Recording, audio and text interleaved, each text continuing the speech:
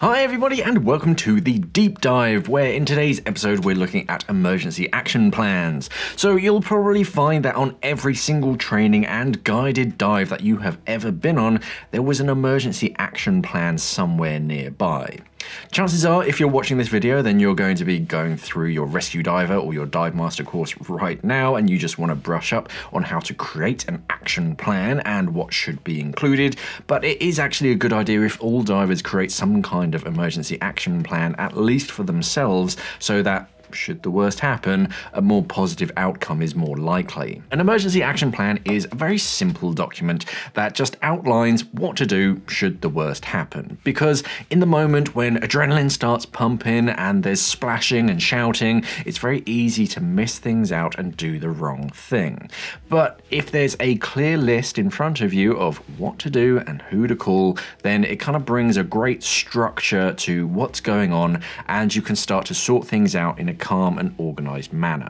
Most are just a single page, and whilst I'm going to go into a lot of the additional information that you can include if you really want to, don't feel that you must include all of it. Otherwise it's just going to get really thick, and that's not really the point of it.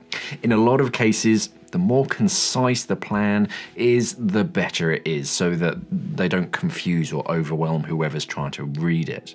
But let's take a look at how to create an emergency action plan. Emergency action plans don't have to be complicated with paragraphs and paragraphs of text.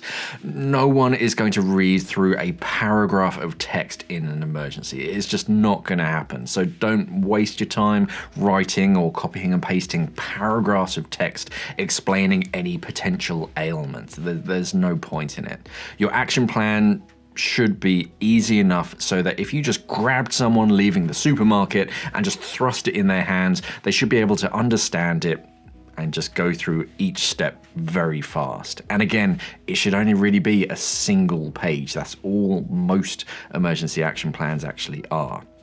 If you feel like you need to add extra information, then you can put that all in at the end in some kind of appendix, but keep the first page simple, and it should be clearly labeled with really easy to read information and instructions, but only about 4 or 5 things. I'll talk about the specific information to include in the next bit, but the first page should include where you are, who to call, where emergency equipment that you might have is located, and a general script of what to say and what to include when you're talking to emergency services. And that's about it. Pretty clean and simple.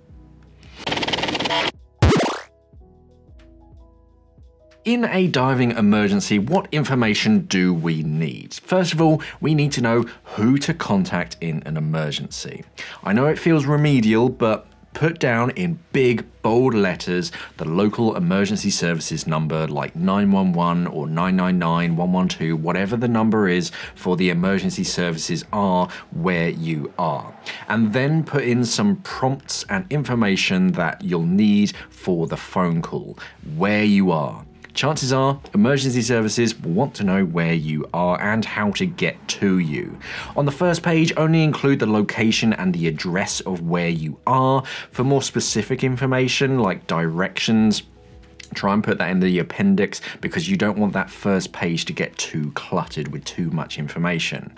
Just put the address and then in brackets, for directions, turn to page whatever if you're going to include them.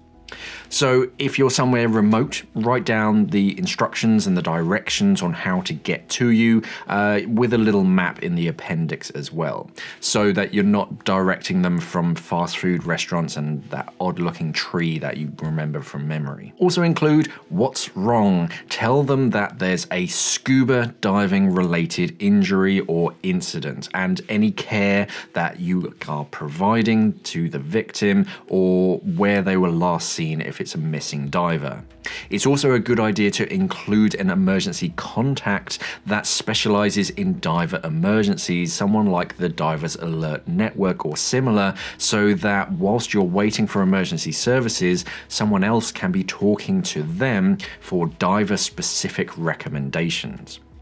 Also include the location of your first aid kit and emergency oxygen, where that is located, so that someone on the scene can go and find it for you, along with the nearest telephone. Chances are you didn't bring a telephone with you on the scuba dive, so someone needs to be able to find one, and if there's no signal where you are, at least know where the nearest landline is located.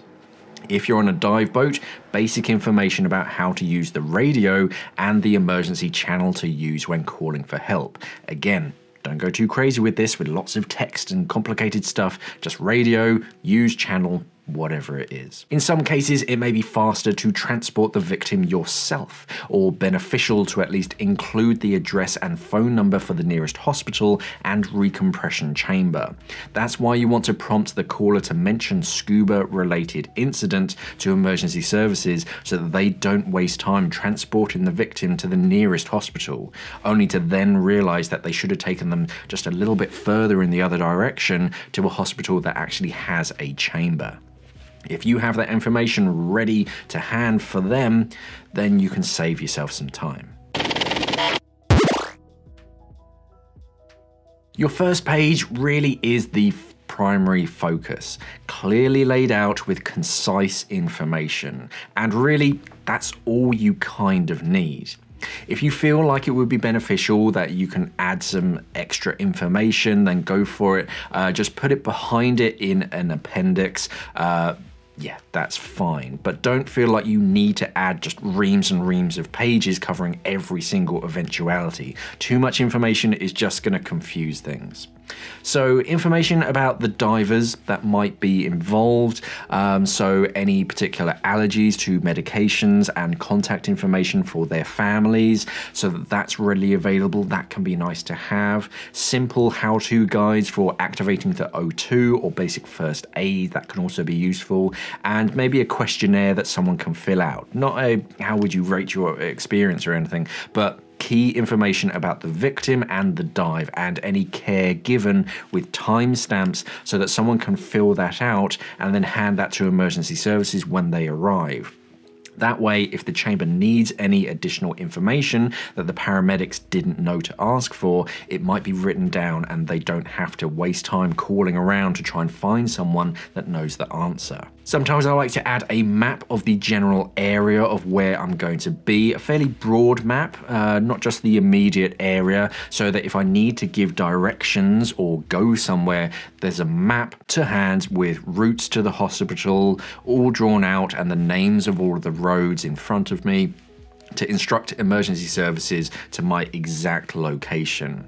Draw on it where the hospital is, where you are, where a phone is likely to be, and just stuff like that, so that anybody can look at it and know exactly where things are. So when you're writing up an emergency action plan, try and make it just clean and simple. That first page really is the primary focus, and if you can keep it to just one page, then that's usually enough. You'll want one plan for each place that you visit, and another useful tip is to try and make it weatherproof as well, because our stuff gets wet and there is a strong chance that you're going to be wet when you use it. Dragging somebody out of the water, you're not going to take the time to find and get a towel and dry your hands off before you getting the action plan out. So if you can laminate it, that would be a little bit better. But anyway, keep it simple. Try and make it idiot proof as well, and try to make it as easy to prompt anybody, not yourself, but any layperson, to include all of the relevant information and have everything that they might need in front of them, so that no one is scrambling around working out what to do. You've already done all of the legwork and you've spelt everything out ahead of time. So all you really need is where you are, the emergency contact information for the emergency services, someone like Dan, someone a diver-specific emergency contact, and then where your local hospital is, and then just a little script along with where a phone is or where a radio is, and that script is just useful to prompt exactly what to tell emergency services. Thank you for watching, everybody, and of course, safe diving.